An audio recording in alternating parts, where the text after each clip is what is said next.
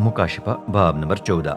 लैला और उसकी कौम। फिर मैंने देखा कि लैला मेरे सामने ही सयून के पहाड़ पर खड़ा है। उसके साथ 1,44,000 अफराद खड़े थे, जिनके माथों पर उसका और उसके बाप का नाम लिखा था। और मैंने आसमान से एक ऐसी आवाज सुनी जो किसी बड़े आबशार और गरजते बादलों की ऊंची खड़क की मानंद थी। ये उस आवाज की मानंद थी जो सरूद बजाने वाले अपने साजों से निकालते हैं। ये 1,44,000 अफराद तख्त, 4 जानदारों और बुजुर्गों के सामने खड़े एक नया गीत गा रहे थे। एक ऐसा गीत जो सिर्फ वही सीख सके जिन्हें लेले ने जमीन से खरीद लिया था। ये वो मर्द हैं जिन्होंने अपने आप को खवातीन के साथ आलूदा नहीं किया, क्योंकि वो कमारे हैं। जहां भी लेला जाता है वहां वो भी जाते हैं। उन्हें बाकी इंसानों में से फसल के पहले फल की हैसियत से खुदा और लेले के लिए खरीदा गया है। उनके मुंह से कभी झूठ नहीं निकला, बल्कि वो बे इल्जाम हैं। 3 फरिश्ते। फिर मैंने एक और फरिश्ता देखा। वो मेरे सर के ऊपर ही हवा में उड़ रहा था। उसके पास खुदा की अबदी खुशखबरी थी, ताकि वो उसे जमीन के बाशिंदों यानी हर कौम, कबीले, अहले ज़बान और उम्मत को सुनाए। उसने ऊंची आवाज से कहा, खुदा का खौफ मानकर उसे जलाल दो, क्योंकि उसकी अदालत का वक्त आ गया है। उसे सजदा करो जिसने आसमानों, जमीन, समंदर और पानी के चश्मों को खला किया है।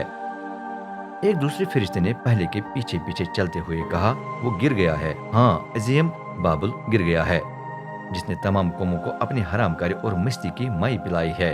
इन 2 फरिश्तों के पीछे एक तीसरा फरिश्ता चल रहा था। उसने ऊंची आवाज से कहा, जो भी हैवान और उसके मुजस्समे को सजदा करे और जिसे भी उसका निशान अपने माथे या हाथ पर मल जाए, वो खुदा के गजब की माई से पिएगा। ऐसी माई जो मिलावट के बगैर ही खुदा के गजब के प्याले में डाली गई है।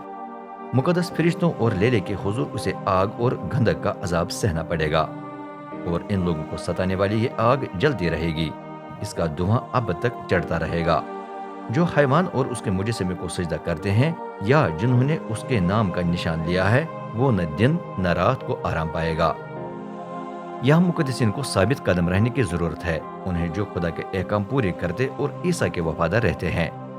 फिर मैंने आसमान से एक आवाज यह कहती हुई सुनी, लिख, मुबारक हैं वो मुर्दे जो अब से खुदावन में वफात पाते हैं। जी हाँ, रूह फरमाता है, वो अपनी मेहनत मशक्कत से आराम पाएंगे, क्योंकि उनके नेक काम उनके पीछे होकर उनके साथ चलेंगे। जमीन पर फसल की कटाई।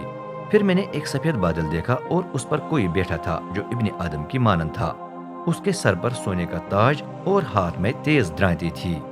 एक और फरिश्ता खुदा के घर से निकलकर ऊंची आवाज से पुकारकर उससे मुखातिब हुआ जो बादल पर बैठा था, अपनी द्रांति लेकर फसल की कटाई कर, क्योंकि फसल काटने का वक्त आ गया है और जमीन पर की फसल पक गई है। चनाचे बादल पर बैठने वाले ने अपनी द्रांति जमीन पर चलाई और जमीन की फसल की कटाई हुई।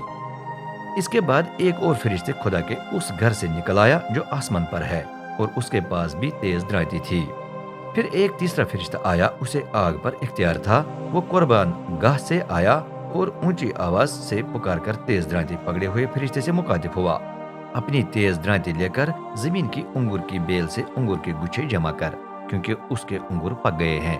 फरिश्ते ने जमीन पर अपनी द्रांति चलाई, उसके अंगूर जमा किए और उन्हें खुदा के गजब के उस बड़े हौज में फेंक दिया जिसमें अंगूर का रस निकाला जाता है। ये हौज शहर से बाहर वाक़ा था। उसमें पड़े अंगूरों को इतना रौंदा गया कि हौज में से खून बह निकला। खून का ये सैलाब 300 मील दूर तक पहुंच गया, और वो इतना ज्यादा था कि घोड़ों की लगामों तक पहुंच गया।